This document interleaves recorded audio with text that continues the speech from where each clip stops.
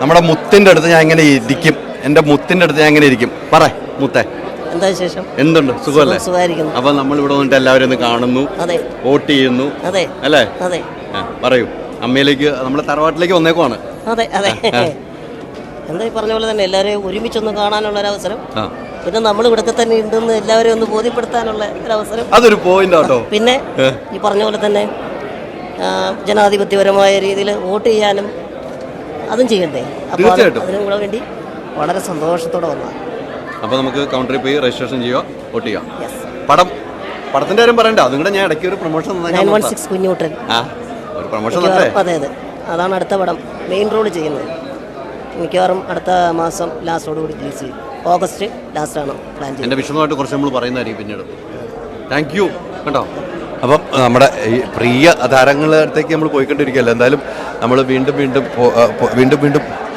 അടുത്ത ആളുകളിലേക്ക് വേണം. നമ്മുടെ ഈ പ്രോഗ്രാം സ്പോൺസർ ചെയ്തിരിക്കുന്ന ജെയിനാണ്. Jain school of film and media studies. അതോടൊപ്പം മൈക്കിയും നീതുസും കൈ കോർത്തിരിക്കുന്നു. നമ്മളിങ്ങനെ പോവാണ്. അതെ, പഴയ താരങ്ങൾ ഇങ്ങനെ ഇവരെ കണ്ട്. ഇത് ഗുസ്തിയാണോ? പഞ്ചഗുസ്തി പിടിക്കാം? ഗുസ്തിയല്ല, ബീനേച്ചി എന്ന് പറയുമ്പോൾ എന്നെ സംബന്ധിച്ച് എന്റെ ചെറിയ പ്രായത്തിൽ കാണുന്ന അതിസുന്ദരിയായ ഒരു ബീനേച്ചിങ്ങനെ വയസ്സുണ്ടെന്നോ? ഇപ്പോഴും, അതായത് എന്റെ ചെറുപ്രായം മുതൽ ഞാൻ കാണുന്ന ആ മുഞ്ചിൽ തന്നെയും ഹാർഡ് വർക്ക് ചെയ്ത് ഇത്ര എഫക്റ്റീവായി നിൽക്കുന്ന ഒരാള് ബീനേച്ചിയാണ്. അതിന് ഞാൻ ആ ഒരു മനസ്സിന് ഭയങ്കര വലിയ ക്ലാപ്പ് കൊടുക്കും. ഞാനിങ്ങടെ അല്ല ബിനാന് ഞാൻ വന്നോണ്ട് കുറെ കാര്യങ്ങളൂടെ കിട്ടി.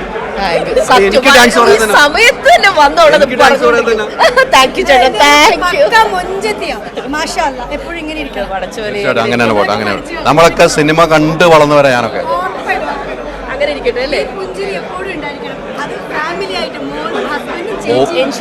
വോട്ട് ചെയ്യാൻ പറ്റും നമ്മൾ ആലോചിച്ച് കൃത്യമായിട്ട് വോട്ട് ചെയ്തേക്കണം.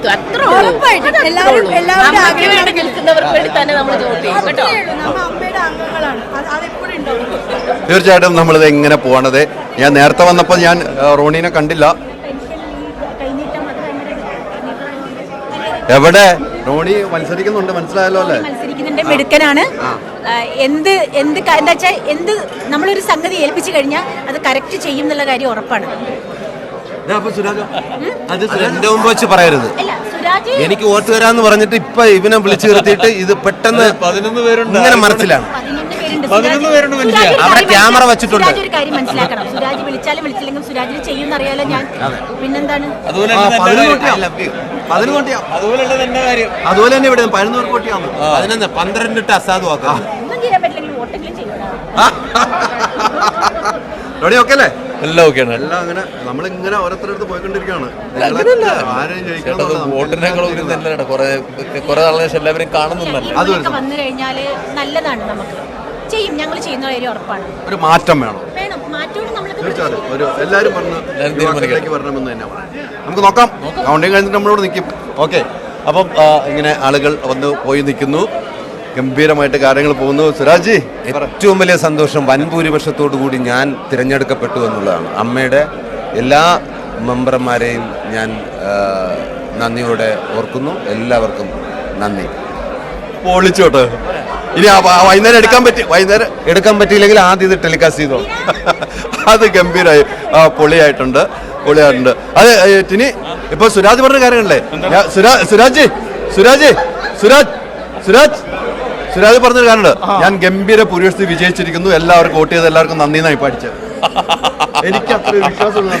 എന്റെ ആള് എന്റെ മെയിൻ ആള് അത് എടുക്കണം, നിങ്ങൾ എടുക്കാം. ആ കോംബോ അങ്ങോട്ട് നമ്മള് കണ്ട. ഈ വോട്ട് സുരാജ് എന്ത് പറഞ്ഞാലും അല്ല എന്ത് പറഞ്ഞാലും ഈ വോട്ട് ഇവിടെ അല്ലാതെ പോകില്ല, ഇവിടെ പോകുള്ളൂ. അവിടെ പോയിട്ട് നോക്കിയിട്ട് സാധാരണ വോട്ടുകളല്ലേ ഇത്, ഡബിൾ പവറുള്ള വോട്ടാ, എക്സ്ട്രാ പവറുള്ള വോട്ടാണ്. പക്ഷേ ഇനി സുരാജ് തവണ വോട്ട് വെച്ചാൽ വളരെ വ്യത്യസ്തമായ രീതിയിൽ എന്നെ വിളിച്ചിട്ട് പറഞ്ഞു, അറിഞ്ഞോ അറിയാതെ എനിക്ക് വോട്ട് ചെയ്താൽ നിന്നെ കൊന്നുകളയുന്നത്. അപ്പോൾ ഓട്ടോമാറ്റിക്കലി ഒന്നും പറഞ്ഞില്ല. ഒരാളോട് വോട്ട് ചോദിച്ചില്ല. വോയിസിൽ വോട്ട് വയ്ക്കാൻ പോണ്. ബിജു കുട്ടവാ ഉണ്ടാവും.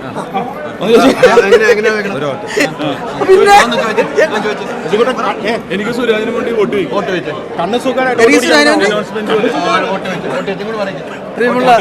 പ്രിയമുള്ള സഹോദരി സഹോദരന്മാരെ, എൻ്റെ കൂട്ടുകാരനും സഹപ്രവർത്തനമായ ടിനി ടോമിനും സുരാജിനും വേണ്ടി നിങ്ങളുടെ വിലയേറിയ സമ്മതിദാനാവകാശം ഇവർക്ക് രണ്ടുപേർക്കും രേഖപ്പെടുത്തി ഇവരെ വമ്പിച്ച ഭൂരിപക്ഷത്തോടെ വിജയിപ്പിക്കണമെന്ന് അഭ്യർത്ഥിക്കുന്നു, അപേക്ഷിക്കുന്നു. കഴിഞ്ഞ തെരഞ്ഞെടുപ്പിൽ പറവൂരിൽ അനൗൺസർ ആയിരുന്നു.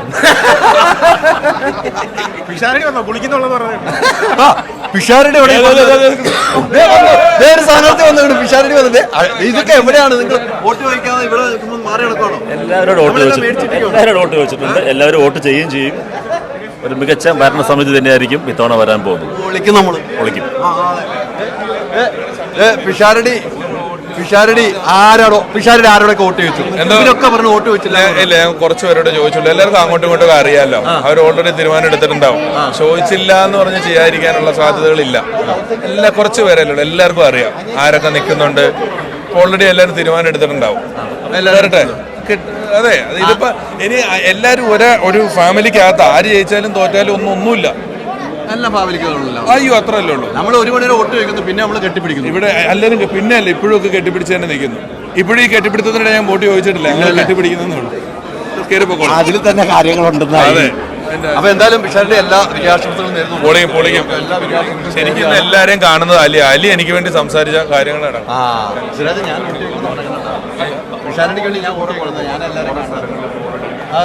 നടക്കോ? നമ്മൾ ഓൾറെഡി വിജയിച്ച്. ഞങ്ങൾ ഓൾറെഡി വിജയിച്ചേക്കാം. പിന്നെ എന്തിനാണ് വോട്ട് ചെയ്യുന്നത്? വിജയേട്ടനൊക്കെ വന്നിരിക്കുന്നു. ഇലക്ഷൻ്റെ ഇതിലേക്ക് വിജയേട്ടൻ വന്നു. വിജയേട്ടൻ്റെ തലവൻ സൂപ്പർ ഹിറ്റ് ആയിരിക്കുന്നു. തലവന് ശേഷം വിജയേട്ടൻ ഇന്നാണ് ഞാൻ കാണുന്നത്. അപ്പോൾ ആ ഒരു ആശംസകൾ വിജയേട്ടൻ കൊടുക്കുന്നു.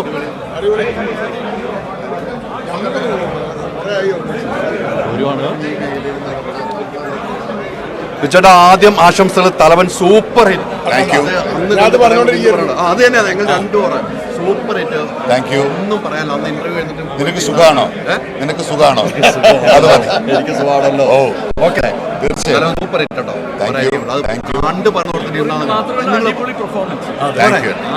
ഇതാണ് ഓരോ സിനിമ കണ്ടിട്ട് ആളുകളെ കണ്ട് നേരിട്ട് പറയുമ്പോൾ ഒരു നമുക്കൊരു ആത്മാർത്ഥത ഉണ്ടല്ലോ. നമുക്ക് ഇപ്പം